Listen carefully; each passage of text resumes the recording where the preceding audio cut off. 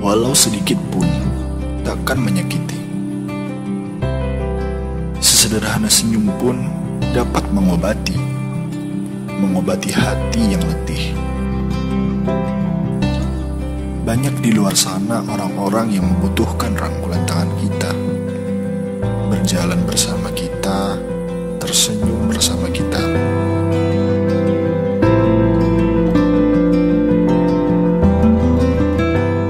Kita doakan semoga sukses dan bisa lancar dari ilmu. Semoga Tuhan beri rezeki yang banyak. Saya doakan semuanya kesehatan, panjang umur, selamat dunia akhirat. Mari kita sisihkan beberapa kenangan manis pada mereka yang juga masih saudara kita yang nantinya akan membawa kita naik ke surga.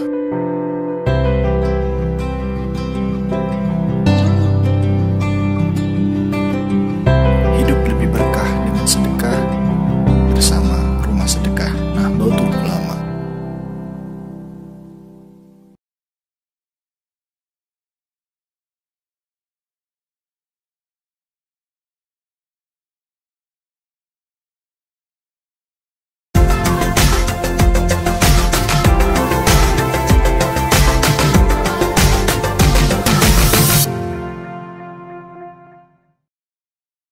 Assalamualaikum warahmatullahi wabarakatuh.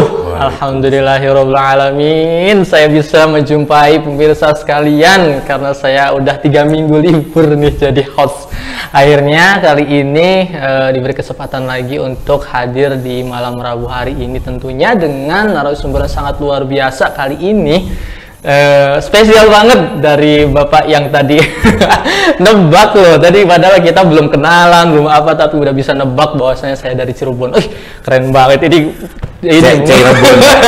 Cirebon. Aku mikirnya apa, jangan-jangan ini murid Jago Samsudin.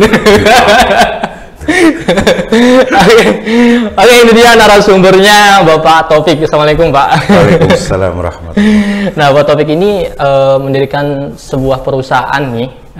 Jadi di bidangnya tuh kayak apa ya, dibilang barang bekas ya Pak, tapi bisa membuat bernilai lagi gitu. Bapak orang Madura ya Pak? Iya bener Pak? Bener. Oh bener. Oh bener. Soalnya kan orang Madura kan terkenal rongsokan. Iya, bapakku Pamekasan. Oh Pamekasan.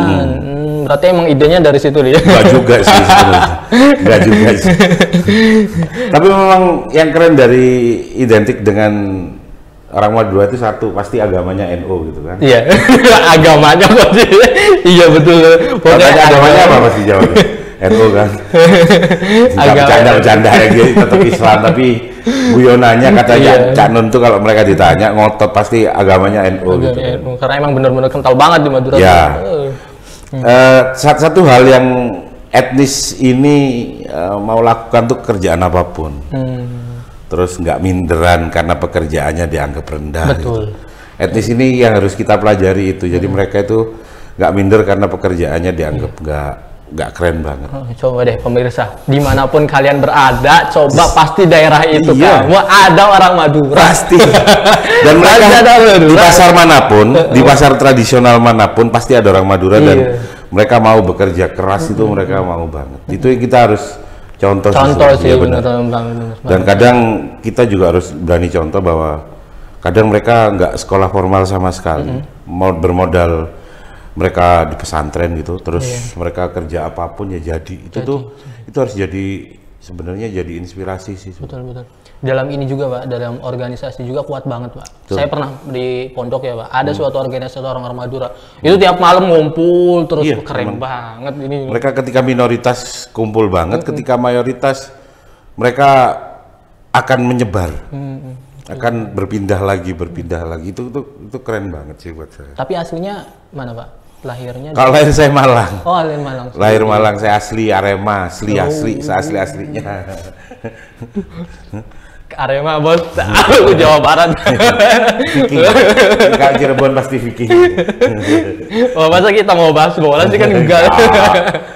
Enggak, sebenarnya Arema itu kalau buat saya sih nggak hanya sekedar kesebelasan, Betul, tapi kesadaran. Betul. Kesadaran sebagai anak Malang tuh, arek Malang tuh sebenarnya juga sama kebanggaan saya. Saya berdarah etnis Madura gitu, bahwa apa namanya, Malang itu kekerabatannya kuat. Sesama orang Malang itu dimanapun, kalau pernah ngerasain keliling Indonesia pasti seneng jadi orang Malang tuh. Dimanapun pasti ketemu. Ya sama kayak tadi orang Madura itu. Kalau nggak orang Madura pasti orang Malang. Itu gampang sekali, dan mereka kekerabatannya kuat banget. Apalagi kalau mereka jauh, keren. Itu sih. Jadi kita tuh Pak Taufik ini kreatif banget gitu loh. Ngelihat di Instagram itu kok bisa ya orang Sokan bisa jadi sesuatu hal yang sangat bernilai lagi. Itu awal mulanya kepikiran. Esensinya gini sih Mas, sebenarnya itu karena sejatinya yang namanya wirausaha itu adalah melihat peluang sebelum dilihat orang lain. Gitu. Ilmu itu aja. Ilmu esensinya wirausaha itu adalah ilmu melihat peluang sebelum peluang tersebut dilihat orang lain. Karena yang dilihat belakangan, karena yang dilihat belakangan pasti ya akan keduluan gitu. Dan berbicara apalagi sekarang, di era sekarang, bisnis itu perputarannya cepat banget. Betul. Ketika kita mungkin 5 tahun yang lalu mungkin kita masih bisa ingat ya, dimana franchise itu sampai cabang tuh buat ratusan cabang gitu. Sekarang kemana? Iya. Nggak usah sekarang. Sekarang bahkan tidak ada perusahaannya pun dia buat cukup buat istilahnya main kitchen gitu, buat kitchen gitu. Ya udah sudah bisa punya perusahaan. Dan bisa langsung bertarung dengan yang punya resto sekalipun. Betul. Dan itu mainnya kan juga sekarang kan udah pesat banget di teknologinya itu kan, semua orang ya. udah. Tapi balik lagi, nanti ini akan terus bergulir. Sekarang teknologi yang main kan orang-orang yang tadinya nggak punya modal, nggak punya kesempatan karena ada teknologi informasi ini, mereka cepat. Tapi nanti juga akan bergerak lagi, ganti lagi. Jangan khawatir. Sama kayak kemarin yang punya masakan enak, terus mereka buat franchise, jual 25 juta, 30 juta dengan modal mungkin peralatannya paling nggak sampai 10 juta, dia sudah buka franchise dimanapun. Lama-lama franchise hilang, sekarang ada online, ada yang. Tapi siapa yang mau jamin Android akan terus? Ya, akan terus. BBM dulu kan kita ngomong dulu BBM seolah-olah nggak akan pernah rubuh. Iya. Akhirnya kan terus buat hina-hinaan kan HP Cina. Jangan salah loh. Terus kemudian diping sama HP Cina BBM. Terus sekarang HP Cina masih eksis, makin keren. Apple udah mulai dikejar loh. Kita nggak tahu. Betul. Bisnis itu seperti itu. Apple kan nggak tahu siapa yang tercepat. Itu kan yes. Karena perubahan ke depan itu begitu cepatnya, begitu dinamisnya, maka siapapun yang bisa adaptasi itu yang akan hidup. Kembali lagi berarti ke peluang yang sekarang ini. Yes, peluang apa yang mestinya diambil dan belum orang kepikiran, itu yang diambil duluan. Oh gitu. Sebenarnya sampah kan simpel aja. Kita kalau bisnis butuh apa? Kita jawab ya cepet ya. Kalau kita mau bisnis kita butuh apa? Itu modal, Pak. Modal dalam bentuk? Iya, saya kalau modal dalam bentuk langsung jawab cepet. Uang. Nah, kalau nggak punya uang pinjam ke bank. Nah, itu mau ribuan orang kita tanya sama jawabannya. Maksudnya itu emang maksudnya orang itu kan seperti itu. Padahal sebenarnya you pinjam ke bank, selonggar-longgarnya bank, you pinjam sekarang, bulan depan harus nyicil, Bos. Iya. Berarti yang dibutuhkan apa sebenarnya modal? Modal paling tinggi itu adalah kemampuan Anda dari A sampai Z dengan tangan Anda sendiri. Anda bisa membuat produk. Masuk, catat. Dengan tangan Anda sendiri. Iya. Anak sekarang baru buat perusahaan 2-3 bulan sudah pengen punya anak buah banyak. Pinjamlah ke bank supaya bisa membiayai operasional yang besar. Dia lupa dia mau minterkan karyawannya, anak buahnya, orang-orangnya, dia lupa. Dia belum bisa meminterkan dirinya sendiri. Karena talking about leadership itu talking about self leader. Kalau you nggak pernah bisa handle dirimu sendiri, mau handle berapa orang nggak bisa. Jawaban selama ini saya cari ya. Cari. Iya, pasti gitu. Cari-cari. Tenang aja. Oke. Dicocok banget nih buat para yang jadi anak-anak muda lah. Ya kan semua orang kan pengen jadi leader, jadi bos gitu kan. Padahal semua ada masanya. Kalau memang you layak jadi leader, kadang nggak punya apa-apa pun, nggak ikut punya pesantren, dijadikan pengurus dijadikan pengasuh pesantren gara-gara dia layak kan. Iya.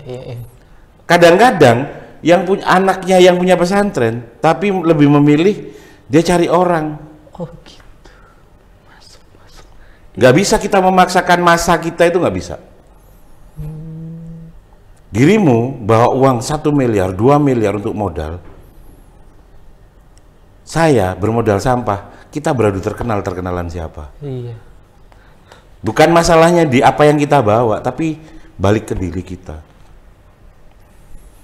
Berarti sedini mungkin yang belajar mengendalikan diri sendiri itu. Harus. Kita mau mengendalikan apa, Mas? Mau jadi avatar, mengendalikan air, udara, api gitu. Tapi you nggak bisa mengendalikan dirimu sendiri, nggak bisa.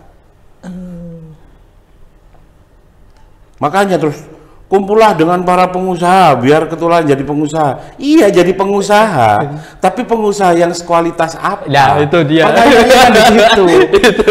Takutnya gini loh, takutnya dirimu cuman kayak anak kecil, anak TK pas 17 Agustus, mereka jadi apa? Jadi polisi, jadi polisi, tentara, jadi perawat, jadi dokter. Takutnya kamu cuman seperti anak-anak TK ikut karnaval.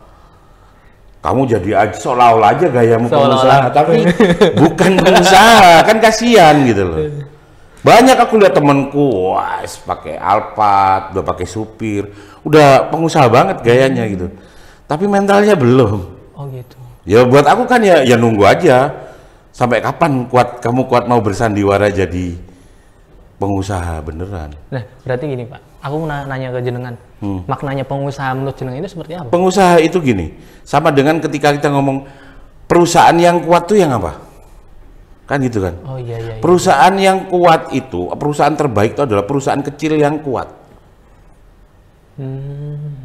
Sama kayak orang, pengusaha sesungguhnya itu gimana? Mau modalmu 15.000 sama 15 miliar, perlakuanmu sama.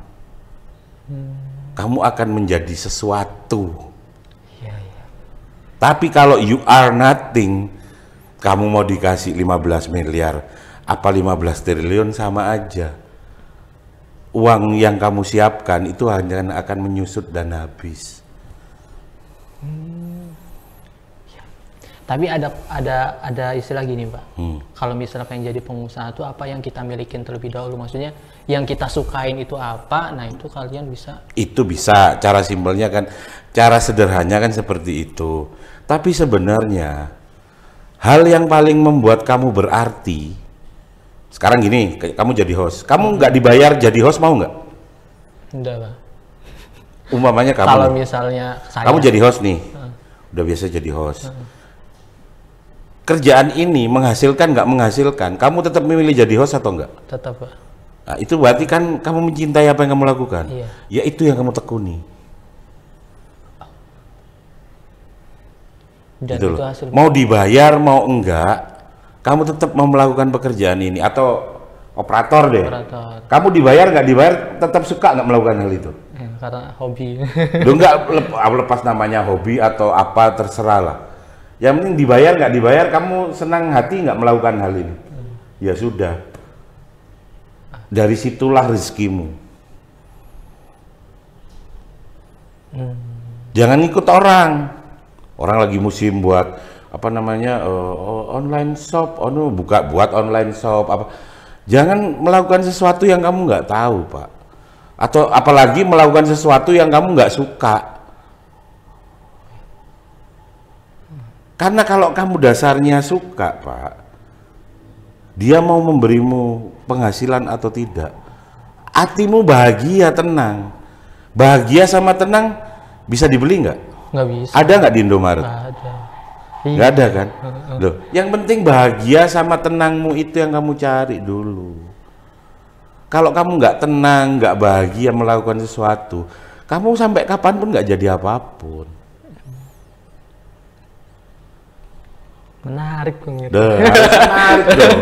Baru kali ini saya lagi mendengarkan seperti ngobrol padahal lagi siar. Iya, karena saya berusaha tidak membuat teori apapun. Karena teori itu bisa jadi sukses itu buat A, ya A. Belum tentu dikasihkan ke B itu juga cocok, nggak bisa. Kalau cuman sebagai sebuah knowledge, yes. Tapi kalau sebuah panduan, enggak. Oh, gitu. Berarti baik lagi semuanya ada jalannya. Iya dong. Oke. Kan nggak mungkin kamu pakai ilmunya kamu memasak rawon terus kamu taruh di memasak soto aja, kan nggak bersama, meskipun sama-sama memasak. Iya. Nggak bisa, apalagi yang beda pekerjaannya. Ya sebagai knowledge boleh lah. Iya. Mungkin sebagai knowledge itu sebagai main tiktokan di pikiranmu, biar kalau ada masalah A aku bisa B, C, tapi semua balik ke kekuatan mentalmu. Makanya buat saya itu nggak cukup dengan hanya ngomong. Kalau kamu di depannya wirausaha apa mesti? Titik-titik wirausaha, apa depannya? Jiwa, bakat, modal atau apa depannya? Titik-titik wirausaha. Pasti kan jiwa wirausaha. Nah, sebenarnya wirausaha itu di mentalmu, bukan hanya di jiwamu. Oh, iya. Ya, sangat menarik sekali pemirsa, tapi kita akan kembali setelah pesan-pesan berikut ini karena ngobrol seru banget. Pokoknya jangan kemana-mana, tetap di Ngopi Seni Ngolah Pikir Santri Entrepreneur Nahdliyin di channel YouTube Rumah Sedekah Nahdlatul Ulama.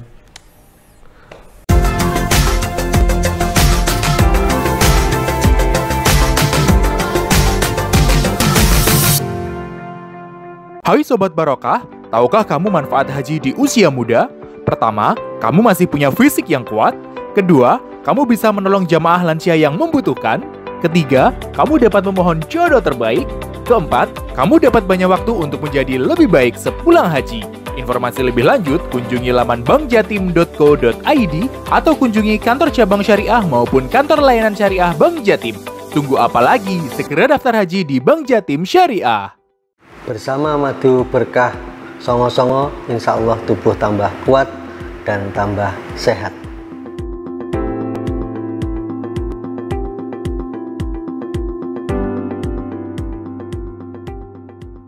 Hai Sobat Barokah, butuh dana talangan untuk modal usaha? Jangan khawatir, pembiayaan piutang IB Barokah solusinya. Keunggulannya, jangka waktu maksimal 12 bulan, maksimal pembiayaan sebesar nilai invoice, perlindungan asuransi syariah, dan pemberian diskon atas ujroh wakalah penagihan transaksi. Informasi lebih lanjut, kunjungi laman bankjatim.co.id atau kunjungi kantor cabang syariah maupun kantor layanan syariah Bank Jatim. Usaha semakin barokah bersama Bank Jatim Syariah.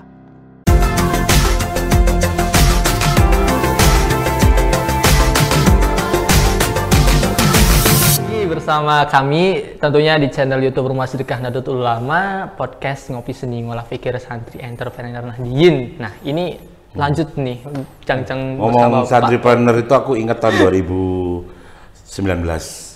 saat aku jadi salah satu narasumber di sandipreneurnya Kementerian Pemuda Olahraga di Bali saat itu. Sempat aku ngisi di situ dan keren loh sebenarnya kalau semua santri itu di belakangnya adalah entrepreneur. Iya. Karena santri itu sebenarnya mereka punya basic entrepreneur yang nggak dimiliki oleh santri manapun di seluruh dunia. Apalagi santri NU loh. Iya. Masuk pasti bisa nyuci sendiri, bisa masak sendiri. Terus tidur karpet aja kan kamu udah bisa hidup. Tapi kan terkadang ini, Pak, santri itu halangannya tuh kayak model guru entrepreneur itu nggak ada, Pak. Sebenarnya karena di pondoknya itu kan iya, itu kan tinggal kita membuat sebuah konsensus bersama kali ya. Iya. Teman-teman yang udah senior, yang benar-benar entrepreneur mau balik lagi ke pesantrennya keren sebenarnya sih. Aslinya kita itu mulai jadi santri aja, kita tidur di karpet itu loh udah bisa hidup. Udah bisa hidup.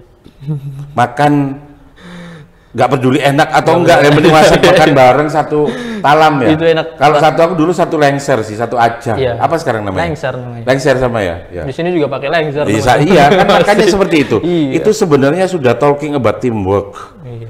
Talking about apa namanya simple life.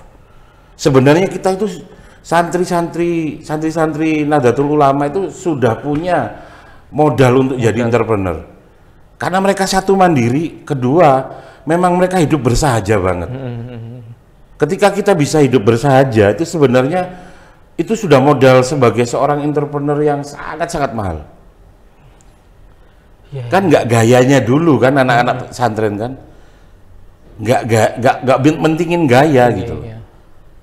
Keren, hidup apa adanya dulu. Ya, itu bisa dilihat aja teman-teman di sini kalau ngopi di sana pakainya sarungan, kaos biasa. Kan bersahaja kan. Iya, bersahaja. Itu sebenarnya sudah modal. Modal ya Pak. Jangan gaya lo duluin. Iya. Sultan-sultanan lama-lama kebongkar semua, melarikan diri semua. Mana tuh para sultan kan gitu. Kan akhirnya seperti itu. Karena sejatinya buat saya itu pengusaha itu makin dia sukses itu bukan efeknya dia makin kelihatan mentereng dan kaya, tapi semakin banyak orang yang merasakan kehadirannya. Efeknya buat society. Kalau dia nggak punya efek buat society nggak bisa. Kita di pesantren diajarin apa? Ayo, khairun nas. Nah, udah pasti kan, sudah ada kan. Ya kalau lu mau jadi orang yang terbaik, sebenarnya yang paling bermanfaat buat orang lain, bukan yang paling mentereng di antara orang lain. Padahal harta udah jelas di pesantren kita diajarin loh. Harta itu tempatnya apa? Bermegah-megah. Oh udah jelas kok, harta itu cuma buat bermegah-megah. Udah jelas. Kaya boleh, tapi bukan kaya yang untuk bermegah-megah. Kaya yang untuk membuat dia efeknya buat society, makin dia kaya, makin berasa ke society-nya. Kalau nggak berefek apapun buat society-nya, enggak, nothing. Dia kayanya juga buat aku kayak kerupuk, tinggal nunggu ayam. Nggak ngaruh, nggak ada, mau gede apapun nggak ada beratnya, nggak kayak kerupuk gitu. Kalau bicara seorang santri, ketika di luar nih Pak, kan bertemu dengan orang biasa nih Pak. Kadang itu sesuatu yang apa ya? Saya merasakan tuh kok berbeda ya maksudnya. Kita harus bisa menyesuaikan. Nah, bagaimana caranya untuk menyesuaikan tersebut? Maksudnya menyatukan dua kepala ketika ingin bergabung misalnya. Oke. Enaknya santri itu kamu udah punya privilege loh. Iya. Privilege-nya santri apa? Pasti tahu agama dong. Tahu agama. Ya kan? Tahu usul fikih lah. Iya. Tahu mana halal, mana haram. Orang itu lebih gampang percaya itu. Buat aku sih seperti itu. Itu sebenarnya privilege. Iya. Kalau mamanya kamu nih nggak pernah mondok, kan orang masih bertanya-tanya dong. Ini anak ngerti hukum nggak sih? Kan itu. Iya. Itu sebenarnya sudah punya privilege. Tinggal bagaimana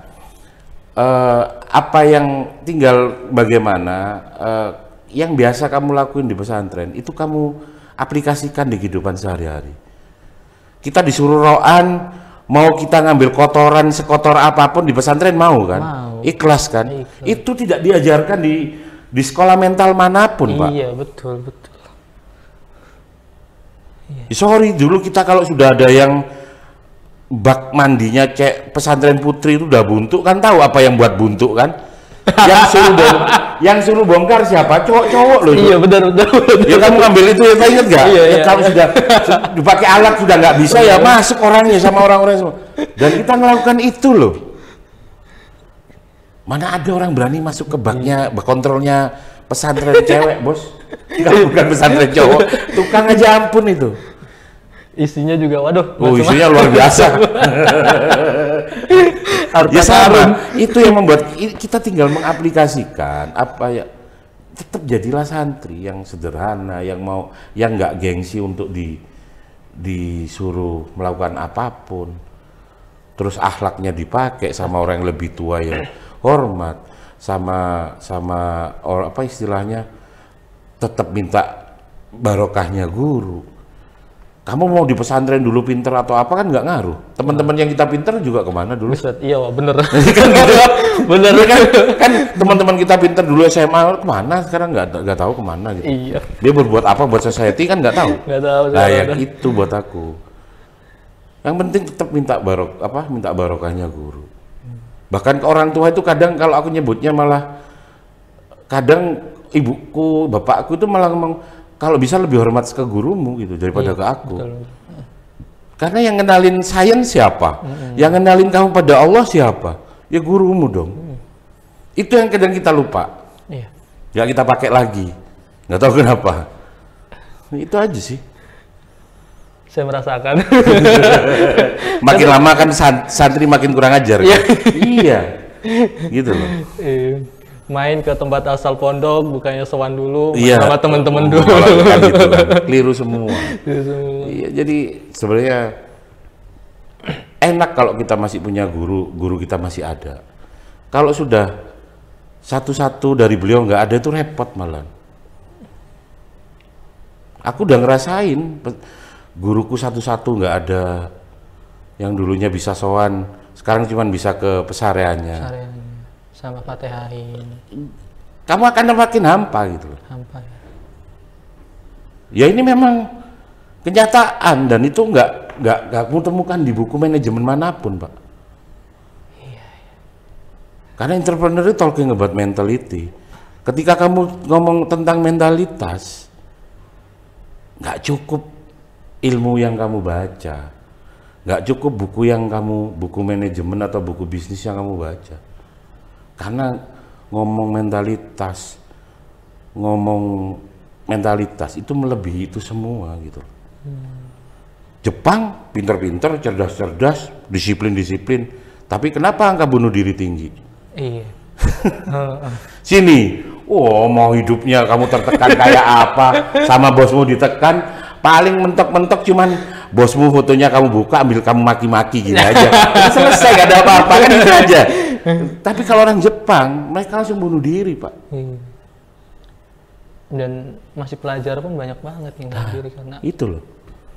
Buat aku, jadilah santri itu sudah punya modal bahwa di setiap santri itu punya modal mental entrepreneur. Percayalah sama aku. Berarti kalau di pondok itu jangan pinter-pinter ya, Pak? Aku nggak nyuruh kalian nggak pinter, enggak. Jangan salah paham. At least kalau ngerasa otakmu nggak pinter, carilah berkah. Aku dulu nggak pinter, sumpah nggak pinter banget. Di pesantren nggak pinter banget. Cari berkah. Bahkan orang tuaku itu support banget supaya aku tetap dapat berkahnya Kiai. Mintain maaf secara berkala, mintain doa. Iya bener, Pak. Dulu di pondok saya tradisinya kelas 3 itu pada tobat semua, Pak. Cari berkah semua. Ya, di masing-masing semuanya harus. Gak bisa, karena apa ya? Sejatinya kekuatan sekarang kamu lihat tentara itu loh. Dia kalau merasa tentara itu yang membuat dia kenapa mempunyai daya juang tinggi, karena mentalnya memang ditempa sampai batas kekuatannya. Cara yang paling sederhana tentara itu ngapain kalau ketemu atasannya? Hormat. Terus patuh. Sami'na lu sudah, kamu sudah punya ilmu itu, apa lagi? Ngapain kamu belajar sama yang buku-buku luar-luar? Itu dia.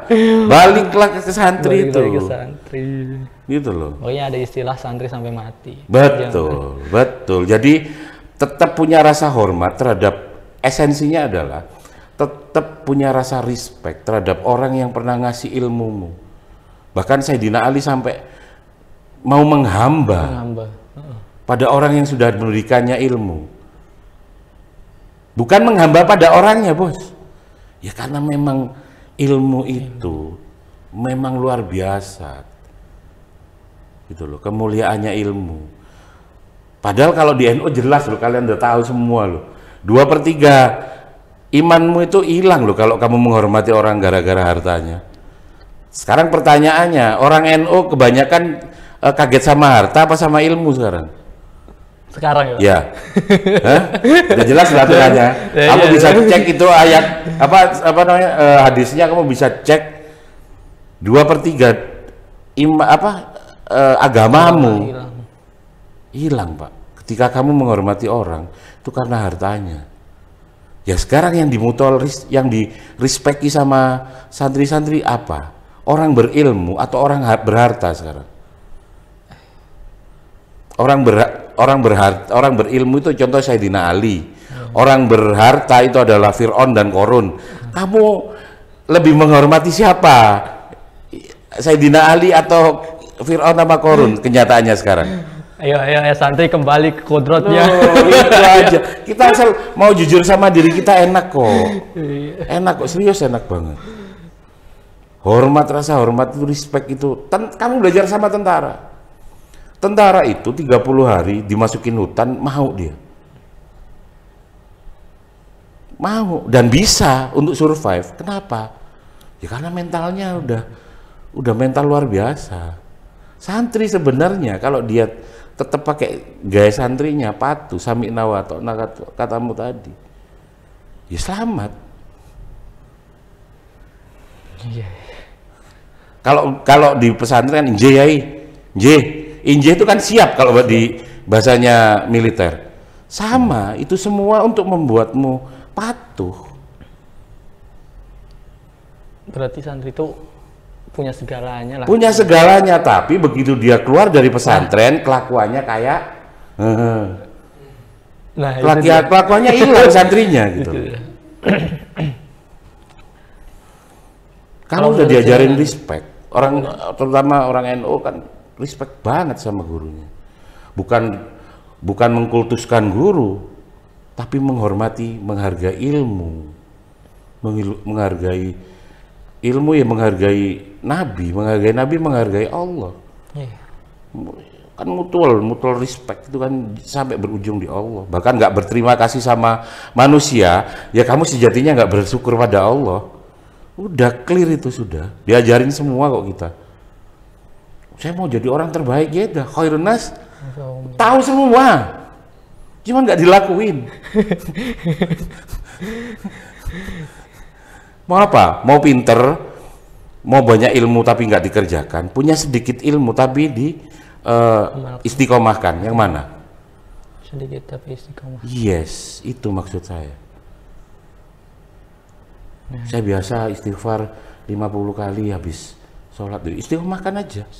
Gak usah nambah daripada ninggalin beratnya kan. Iya makanya. Katanya kiai saya kalau hafal tabarok, selamat. Ya udah itu yakini,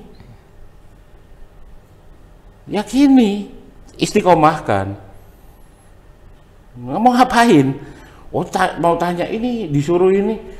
Makanya yang dihargai itu akhirnya kepatuhannya. Sama kayak ketika iblis gak mau suruh nyembah Adam, sebenarnya logikanya benar apa salah?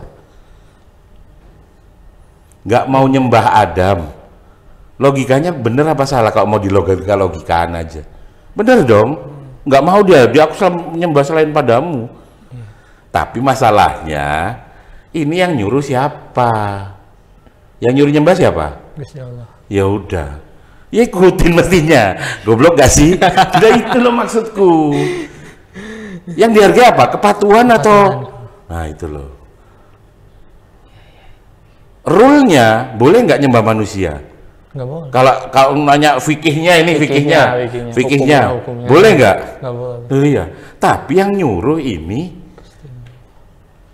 Allah yang nyuruh. Mestinya dia nggak apa? Fikihnya dilewati apa dia ngotot pakai fikih? Fikihnya dilewatin dong kalau Allah yang... Karena kepatuhannya dulu. Karena ngomong tauhid apa? Kepatuhan. Ngomong mentalitas adalah kepatuhan. Menarik. Pernah kamu diajarin di tentara atau di polisi? Sini kamu, nanti aja Pak Komandan. Nggak ada. Siap, pasti langsung. Bahkan dipukul pun ngomong apa? Siap. Nunjukkan apa? Kepatuhan atau lawan? Kepatuhan. Ya sudah. Dari sana mentalnya makin tahan banting atau makin lemah? Makin tahan banting. Yes. Simple kok. Rasanya nikmat banget. Cuma kita tercerahkan ya kamu. tercerahkan. Soalnya kemarin akhir-akhir ini sih Pak. Kita kan ya kalangan-kalangan ini teman-teman yang membuat bisnis gitu. Cuma ya masih belum bisa mengendalikan itu. Gini loh sebenarnya. Sebenarnya ini kan produk ya. Ini produk atau ini kan produk, handphonemu ini produk gitu kan ya. Sebelum kita menyiapkan produk ini, kayak kamu mau bisnis gitu ya, produk apa dulu yang paling pertama kamu siapin? Yakin. Duh kok yakin? Produk yang sebenarnya paling siapin yang mana? Ada sebuah produk yang harus kamu dulukan sebelum produk yang kamu jual. Produk itu bernama dirimu. Oh, iya, terdapat diri saya. Diri saya dulu. Nggak usah jauh-jauh Pak. Sebelum kamu nawarkan ini, ada produk yang harus kamu dulukan, kamu branding sebagus mungkin. Produk itu bernama? Dirimu. Diriku. Diriku. Yes. Oke pemirsa, kita akan lanjut ke season selanjutnya. Jangan kemana-mana, tetap di podcast Ngopi Sendi Ngolah Pikir Santi Entrepreneur Nadine di channel YouTube Rumah Sedekah Nahdlatul Ulama bersama Bang Jatim Syariah.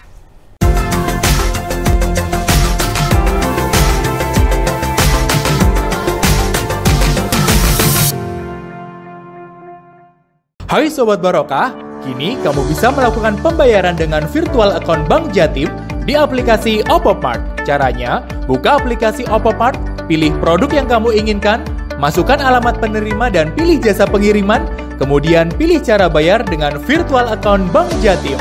Gampang banget kan? Yuk unduh aplikasi Opopart di handphone kamu, transaksi semakin mudah dan barokah di Bank Jatim Syariah.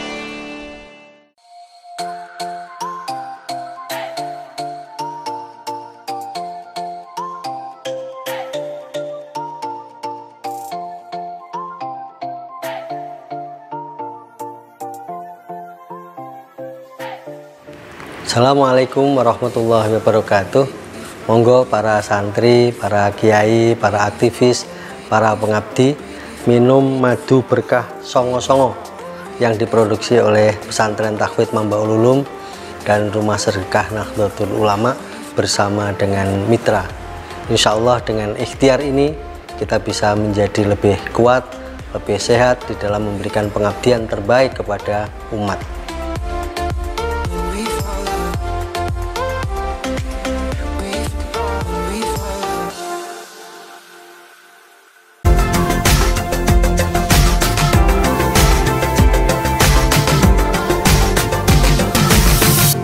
Acara podcast Ngopi Sendi Ngolah Pikir Santi Entrepreneur Nadine di channel YouTube Rumah Sedekah Nahdlatul Ulama. Oke, kita bincang-bincang seru lagi dengan Pak Taufik. Ya Allah, kalau misalnya waktunya panjang ini sampai saya masih bisa diundang lagi kok. Iya. Oke, nanti udah bilang sendiri ya bakal diundang lagi. Enggak, buat saya tuh kalau balik ke pesantren tuh buat saya tuh kayak ya memang lingkungan ya hampir seperempat setengah hidup saya ya di pesantren. Jadi ya buat saya kayak saya pulang ke rumah, pulang aja. Dulu berapa tahun tadi pesantren? Saya 6-7 tahun. 6. Ketika pertama kali keluar di dunia umum, gimana merasakannya itu? Rasanya? Ya kalau buat aku sih saat itu mungkin karena mungkin nggak sekompleks sekarang hidup itu ya. Betul. Saat itu simpel aja sih, aku begitu keluar, aku cuman pengen apa istilahnya kerja. Bahkan aku dulu ditanyain sama bapakku mau kerja mau kuliah, aku kerja gitu. Buat aku udah cukup sih, aku ngerasain belajar itu udah cukup gitu. Sudah waktunya belajar dan bekerja gitu kan. Kalau belajar itu kan sampai mulai dari ayunan ibu sampai liang lahat kan. Tapi buat aku nggak cukup dengan hanya belajar aja, sudah waktunya mengaplikasikan. Sebenarnya ketika pertama kali itu aku udah ngerasa aku nggak pengen kuliah, nggak pengen ini, tapi saat itu ya bapakku pengen aku kuliah gitu.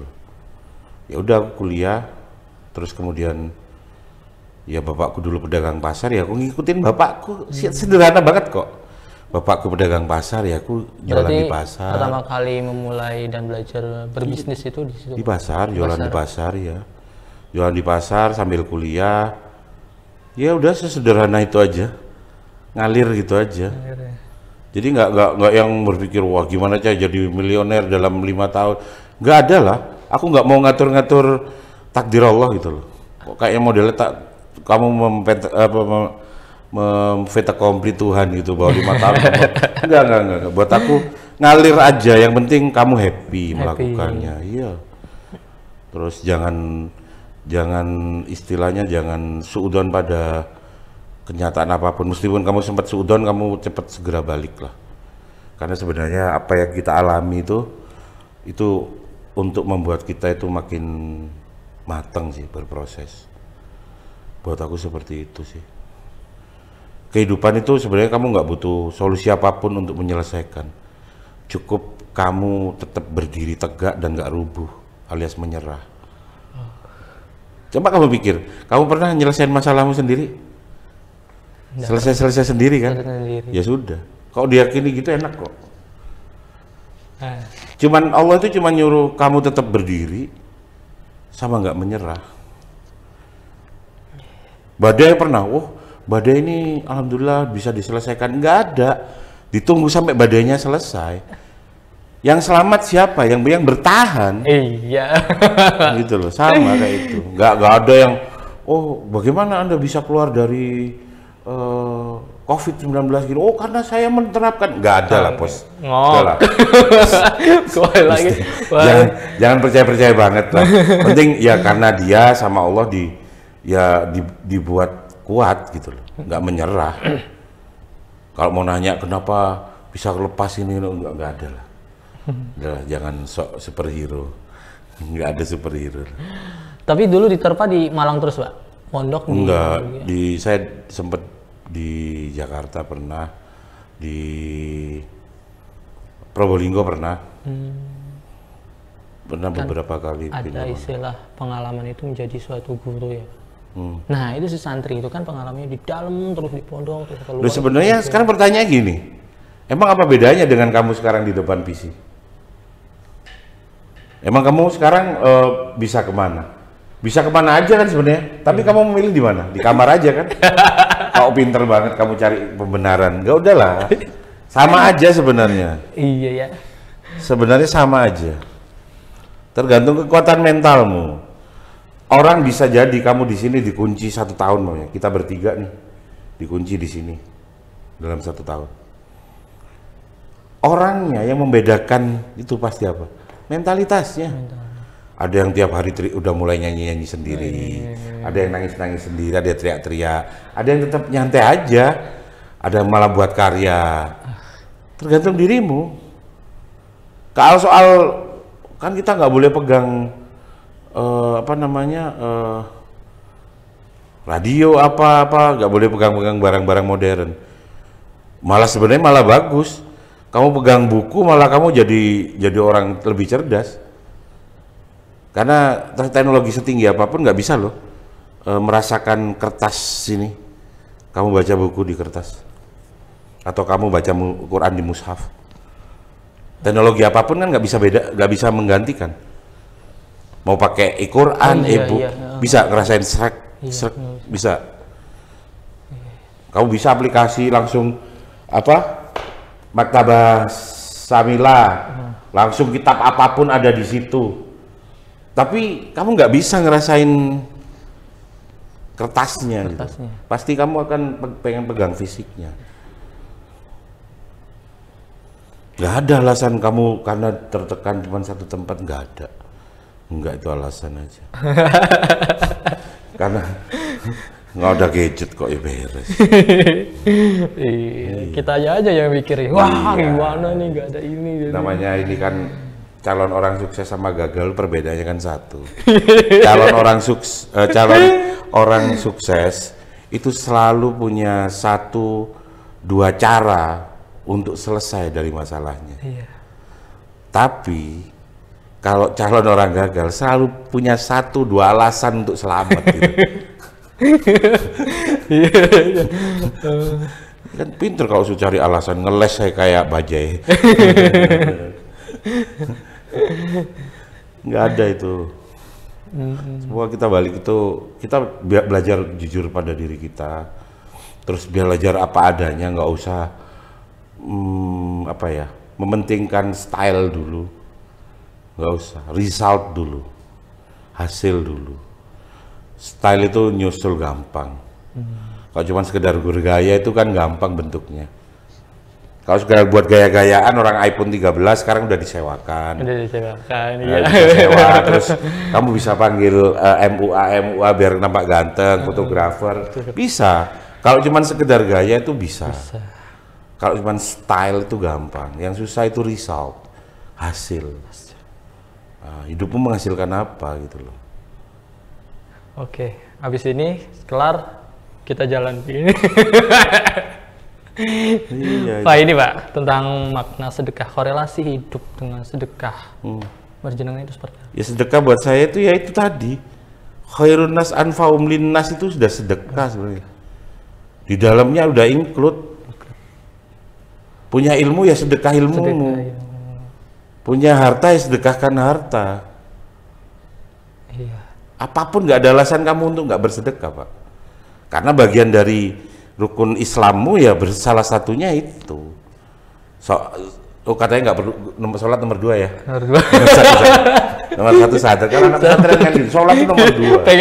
pengen sholat dulu tuh. Sholat nomor 2. Ya, sholat nomor 2. Yang pertama syahadat.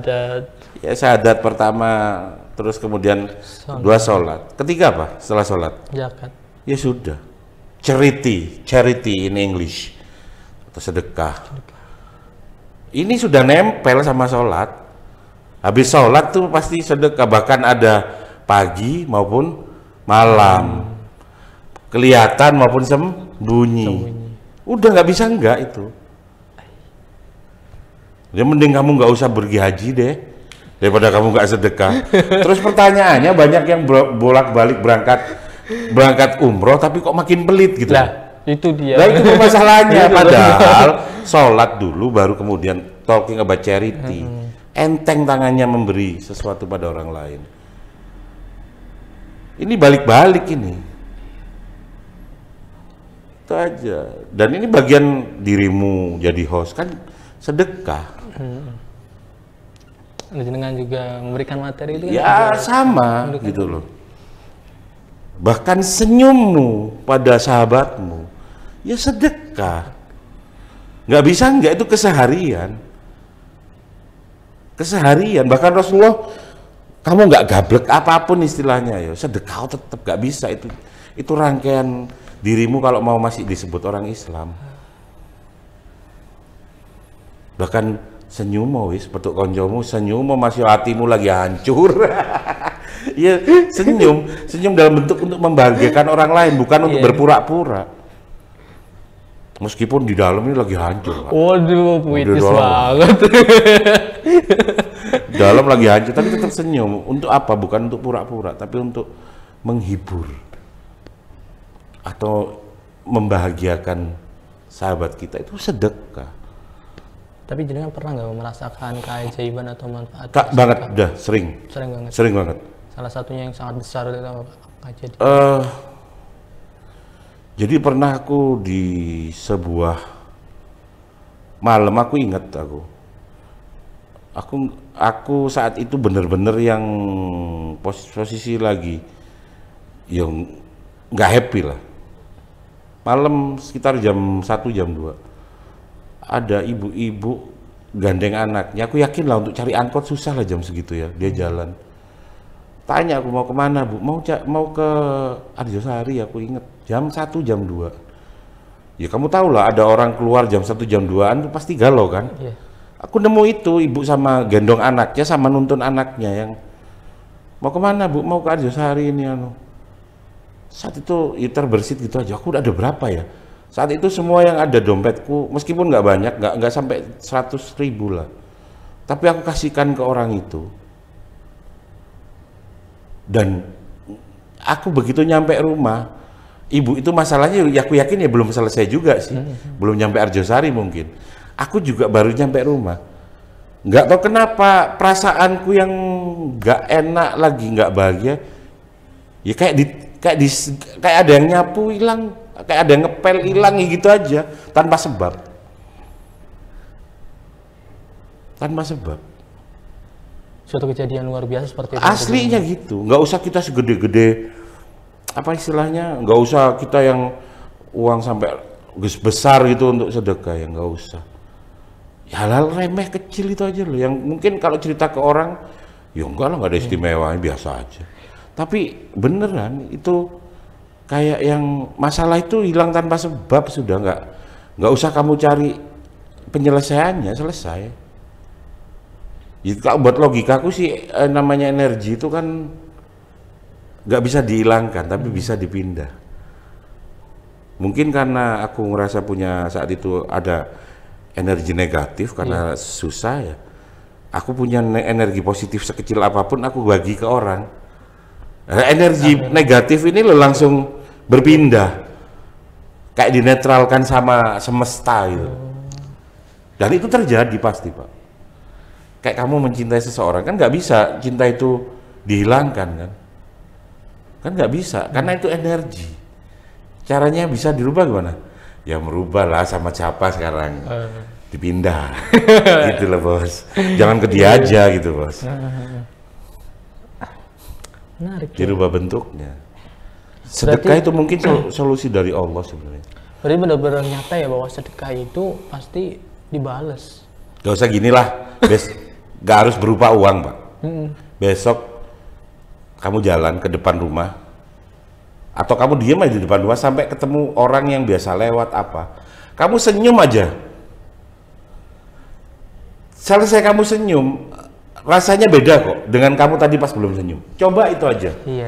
Gak usah kamu harus ngetes hilang duit berapa deh. Kamu senyumin aja. Terus dia balas senyum, udah. Kamu rasanya, loh kok better gitu. Iya. Betul. Dan orang yang disenyuminya pasti berprasangka baik gitu. Yes. Orang ini sama gitu. Itu maksud aku. Itu maksud aku. Nggak usah kamu ngetes harus ngeluarin duit berapa. Enggak. Karena sedekah itu luas ya. Sedekah itu luas, dan kalau bisa bahkan ada yang memfasilitasi untuk kita bersedekah. Itu malah keren sebenarnya. Karena Anda nggak tahu kan sedekahnya mau nyampe ke siapa. Iya. Dan yang terima sedekahnya kan nggak tahu dong itu dari siapa. Iya. Keren kan? Kan keren tuh. Langsung balik ke Allah aja, biar Allah yang. Yes. Itu. Ya mamanya kemarin kan ya sempat lah ya ada semacam yayasan penerima sedekah, terus kemudian dia penyalurnya, kemudian bermasalah. Ya buat saya ya itu masalahnya yang nyelewengkan, tapi tetaplah kamu harus jadi orang yang dermawan. Iya. Jangan pelit. Nggak bisa, karena nggak ada alasan, Pak. Ya, jangan alasan kalau misalnya ada lembaga yang bermasalah kamu nggak mau sedekah, itu jangan. Ya, sama aja kayak ada cewek yang kemudian nyakiti kamu terus lantas semua cewek kamu anggap nyakitin. Ya. Nggak dong. Nggak gitu konsepnya kan. Materinya banyak, puitisnya juga iya. Ya, karena itu sesuatu yang indah, enak, nyaman itu unik, itu not easy to forget. Makanya kamu harus tetap unik. Itu sih. Dan ini buat aku unik, keren. Rumah Sedekah Nahdlatul Ulama udah dikemas secara digitalisasi, keren. Itu buat aku keren. Tapi jangan kehilangan nilai-nilai tadi yang aku sebut. Kita punya nilai-nilai tradisional yang udah luar biasa, tetap jadi itu. Bahwa kita penghormatannya terhadap guru itu tinggi, luar biasa. Terus akhlak kita benar-benar dijaga terhadap guru. Bahkan jangankan cuma dijadiin santri, jadiin budak pun kalau perlu mau. Tentara itu kan jadi budaknya komandannya mau, karena itu kepatuhan.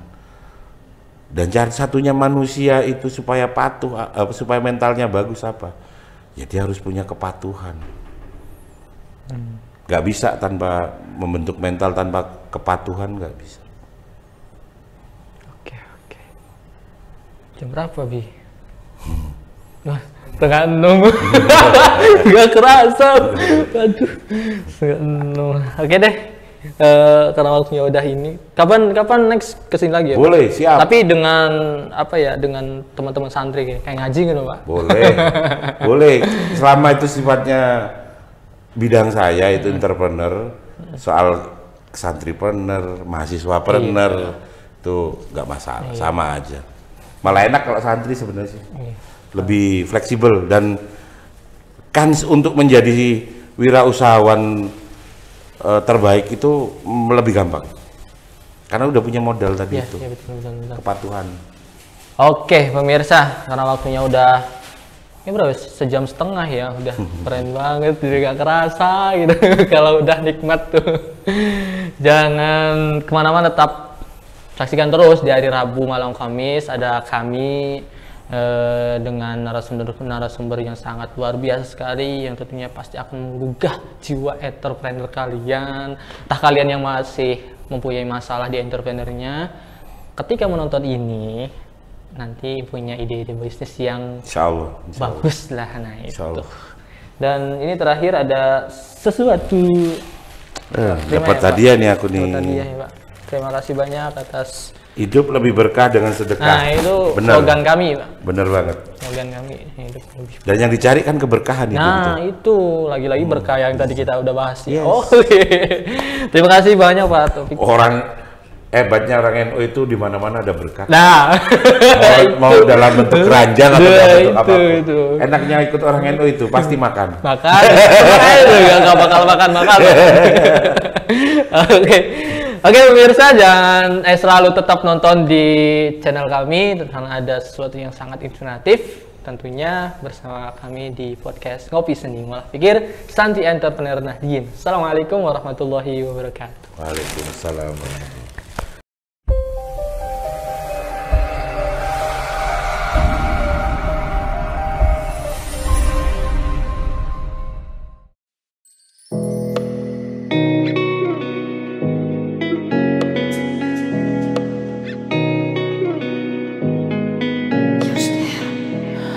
Sore hari ini kita akan berkunjung ke rumah korban kebakaran yang kebetulan ini mirisnya satu keluarga penjual bubur yang korban kebakaran karena gas LPG.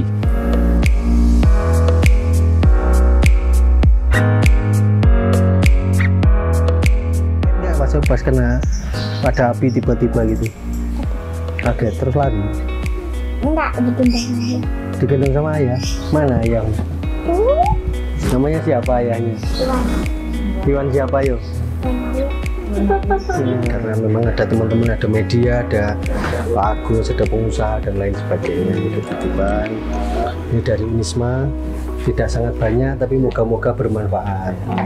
Paling tidak ini bisa untuk memulai usaha baru. Dan nanti juga ada tambahan dari teman-teman dari Pak Agus ini, moga-moga ini bermanfaat. Dengan terima kasih.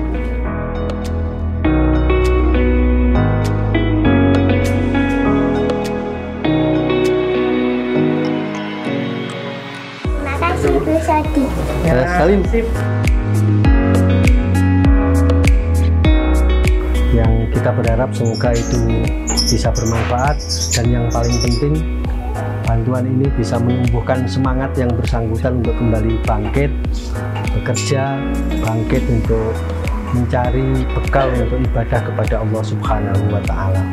Pesan yang terakhir, kita semua jangan pernah lelah berbuat kebaikan karena kebaikan itu tidak akan pernah lekang oleh zaman. Terima kasih. Wallahumma fiqh lakum ithariq. Wassalamualaikum warahmatullahi wabarakatuh.